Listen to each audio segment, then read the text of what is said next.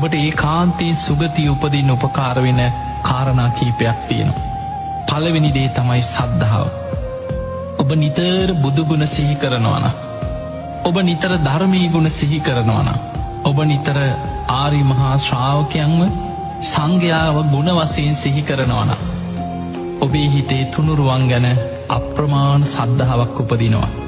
එහෙම සද්ධාව ඉන්ද්‍රයක් හැටියට, බලධර්මයක් හැටියට, සේක බලයක් හැටියට දියුණු කරගත්ත කෙනා, ඒ කෙනා කවදා කොතන කොයි මොහොතේ මැරුණත් ඒ සද්ධාවම බලවත් වෙලා ඔහු මරණින් මත්තේ සුගතිගාමී වෙනවා. පිංහතුනි, දවසක් දෙවිවරු පිරිසක් දිවිය ලෝකෙ සතුටු වෙමින් ප්‍රීති ගෝසා කරනවා. දෙවිවරු බුදු කෙනෙක් පහළ වෙනකොට බුදුන් සරණ යන අය නිසා දිවිය පිරිස වැඩි වෙනවා කියලා දෙවියන් ප්‍රීති ගෝසා කරනවා. ඒකට හේතුව බුද්ධ ශූන්‍ය කාලවල ලෝකෙ බලවත්ම දේ තමයි නියත මිත්‍යා දෘෂ්ටිය. පින් පව් කියලා දෙයක් නෑ. ඕනේ අකුසලයක් කරපල්ලා. ඔය විපාක නෑ, කර්ම කරම්ඵල කියලා දෙයක් නෑ. ඔය වගේ අදහසක් ලෝකෙ මිත්‍යා දෘෂ්ටිය හැටියට පැතිරෙනවා. ඒ මිත්‍යා දෘෂ්ටිය පිහිටන කාලේ, බලවත් වෙන කාලේ ලෝකෙ බොහෝ පිරිස අකුසල් වලට ලැජ්ජාව බය නැති වෙනවා. ඒ නිසා බොහෝ අකුසල් කරලා, පව්කම් කරලා, මිත්‍යා දෘෂ්ටියේ යුතුව කටයුතු කරලා බොහෝ පිරිස මරණින් මත්තේ අපාගාමී වෙනවා. ඒ කාලවල, මිත්‍යා දෘෂ්ටිය බලවත් කාලවල, බුද්ධ ශූන්‍ය කාලවල දිවිය පිරිස අඩුවෙනවා කියලා. හැබැයි බුදුවරු පහළ වෙනකොට මිනිස්සු සද්ධාව ඇති කරගන්නවා, සිල් ගුණ දහම් රකින්නවා, දන් දෙනවා, පින් කරනවා, කර්මඵල විශ්වාසය ඇති කරගන්නවා, මෙලෝ පරලෝ පිළිගන්නවා, පාපයට බය ලැජ්ජාව ඇති වෙනවා. ඒ තුළ බොහෝ පිරිස මරණින් මත්තේ සුගතිගාමී වෙනවා. ගාථාවකින් කියනවා, යේකේචි බුද්ධං සරණං ගතාසි.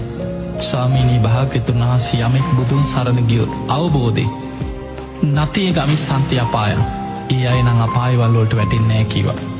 පහාය මානුසං දේහං, මානුසං කියන්නේ මේ මනුස්ස දේහය, මිනිස් කය, මිනිස් ශරීරය අතහැරියට පස්සේ දේව කාය පරිපුරෙස්සති, යයි කාන්තෙන් සුගතිය යනවා. එතන පෙන්වන්නේ දිව්‍ය පිරිස වැඩි වෙනවා කියන බුදුන් සරණ යන අය නිසා. එතකොට අපිට පේනවා සුගතියක යන්නත් බලවත්ම දේ තමයි තුනුරුවන් ගැන සද්ධාව තියෙන්න ඕන. ඔබ කවදා කොතන කොයි මොහොතේ මැරුණා ඔබට සුගතිය යන්න නම් අවශ්‍ය පළවෙනිම දේ තමයි කිව්වා තුනුරුවන් ගැන සද්ධාව. පින්වතුනි, බුදු ගුණ නිතර සිහි කරනවා කියන්නේ ඒක භාවනාව.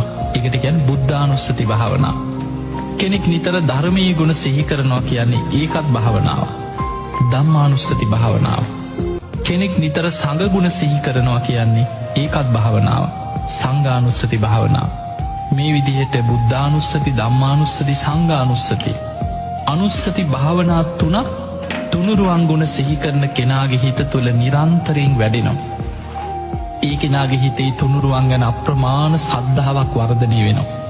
ඒ සද්ධාව මොහුට කාලයක් සද්ධාව දියුණු වෙන්න තමා තුළ ඉන්ද්‍රිය ධර්මයක් හැටියට බලවත් වෙනවා. අපි ඒකට ධර්මය කියන්නේ සද්ධා ඉන්ද්‍රිය.